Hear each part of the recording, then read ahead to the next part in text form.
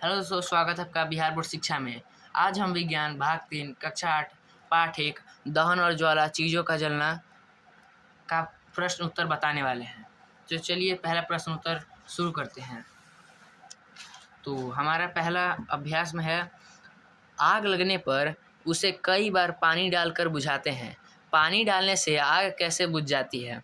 तो इसका हमारा उत्तर है, चूँकि हम जानते हैं किसी भी वस्तु पर पानी डालने पर उसका ज्वलन ताप बढ़ जाता है, इसलिए आग बुझ जाती है। जैसे कि हम जानते हैं ज्वलन ताप बढ़ता है तो चीज़ जल्दी नहीं जलता है। दूसरा, मोमबत्ती की ज्वाला जब स्थिर हो तो कांच के प्लेट ले जाने पर काला वलय क्यों बनता है?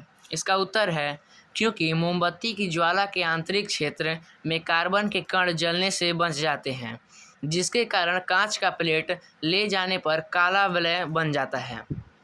तीसरा, अगर किसी दुर्घटना में कोई व्यक्ति आग की चपेट में आ जाए तो उसे बचाने के लिए कंबल में लपेट दिया जाता है, ऐसा क्यों? तो इसका हमारा उत्तर है, हम जानते हैं कि आग को जलने के लिए ऑक्सीजन की आवश्यकता होती है और कंबल मोटी होती है, जिससे हवा आर पार नहीं हो पाती है तो आग बुझ जाती है। जैसे कि हम जानते हैं कि आग को जलने के लिए ऑक्सीजन की आवश्यकता होती है, इस वजह से अगर हम उस पर कंबल रख दें तो वो मोटा हो जाता है, इसकी वजह से वहाँ पर नहीं पहुँच पाता है। इसी के साथ हमारा तीसरा ख़त्म। तो चौथा पे चलते हैं। कभी कभी जंगलों में अपने आप आग लग जाती है, ऐसा कैसे होता है? तो इसका उत्तर है, जंगल में आग लगने के कुछ निम्न कारण है। पहला, सूखे घास फूस अपने ज्वलन तक पहुंच जाते हैं। जैसे कि गर्मी के दिनों में कभी कभी सूखे घास फूस होते हैं, वो सूर्य की ताप के कारण अपने ज्वलन ताप पर पहुंच जाते हैं, इस वजह से आग लग जाती है। दूसरा, पेड़ में आपस के घर्षण के कारण, जैसे कि कभी कभी पेड़ होता है कि हवा के कारण गर्मी के मौसम में एक दूसरे में रगड़ खाता है और अपने ज्वलन ताप तक पहुँच के वो जलना शुरू हो जाता है। पाँचवा, गोलू ने आधा पेट्रोल और आधा पानी लेकर एक मिश्रण बनाया। उसने एक कपड़े को इस मिश्रण में भिगो दिया। इसके बाद एक माचिस की तीली से इसे जलाया। आग लगी पर कपड़ा नहीं जला, ऐसा कैसे होगा? तो हमारा उत्तर है, ऐसा इसलिए हुआ क्योंकि पानी ने कपड़े की ज्वलन ताप बढ़ा दी एवं आग लगाते ही पेट्रोल जल उठा और ख़त्म हो गया, लेकिन कपड़ा अपने ज्वलन ताप तक ना पहुंच सका। हमने जैसे कि बताया है, ज्वलन ताप बढ़ने पर कोई चीज़ जल्दी नहीं जलता है, इस वजह से ये कपड़ा भी नहीं जला। तो छठा, माचिस को जलाने के लिए उसे माचिस के डिब्बे से रगड़ा जाता है, ऐसा क्यों? तो इसका उत्तर है, हम जानते हैं कि माचिस में पोटेशियम क्लोराइड होता है और डिब्बे पर लाल फास्फोरस और सल्फर होता है, जिसे घिसने से तिल्ली में आग पकड़ लेती है। हम जानते हैं कि जो माचिस का डिब्बा होता है, उसका जो डिब्बा होता है उसमें पोटेशियम क्लोराइड होता है और डिब्बे पर जो होता है लाल फास्फोरस और सल्फर लगा रहता है, इस वजह से आपस में घर्षण के कारण माचिस की तीली आग पकड़ लेती है। सातवां, ज्वाला के तीनों क्षेत्र दिखाइए। तो ज्वाला के तीनों क्षेत्र हैं, पहला बाहरी भाग, दूसरा मध्य भाग, तीसरा आंतरिक भाग। तो पहला भाग बाहरी भाग नीला और अदीप्त होता है। दूसरा मध्य भाग पीला और चमकीला और दीप्त होता है। तीसरा आंतरिक भाग काला रंग का होता है। आठवां, रिक्त स्थानों की पूर्ति की, जिसमें मतलब जो रिक्त स्थान है उसको भरना है।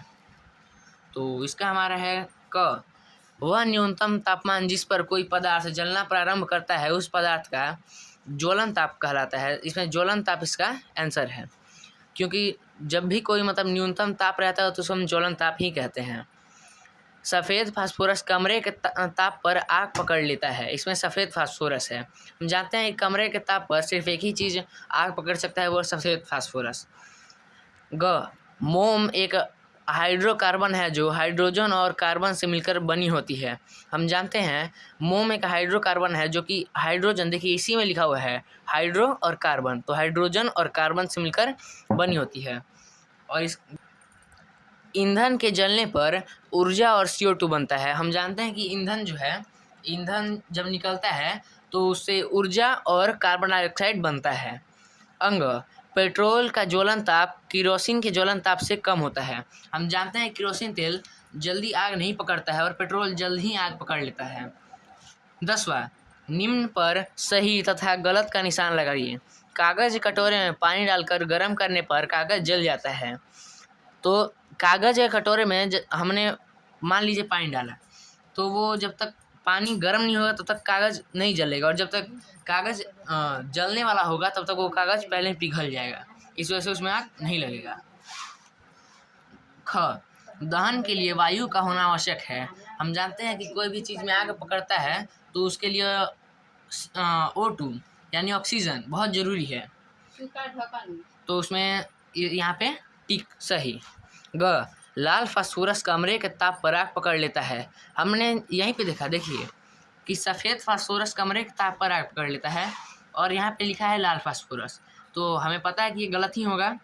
घ, चूने का पानी में कार्बन डाइऑक्साइड गैस प्रवाहित करने पर चूने का पानी दूधिया हो जाता है।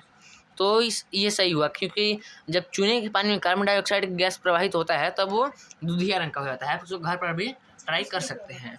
अंग, अम्ल और सोडियम बाइकार्बोनेट प्रतिक्रिया कर कार्बन डाइऑक्साइड गैस बनाता है। तो हम जानते हैं अम्ल और सोडियम बाइकार्बोनेट जब एक दूसरे में मतलब सम्मिलित होते हैं, एक दूसरे में प्रवाहित होते हैं, तो वो कार्बन डाइऑक्साइड गैस का निर्माण करते हैं। च, तेल द्वारा उत्पन्न आग को जल द्वारा नियंत्रित किया जा सकता है।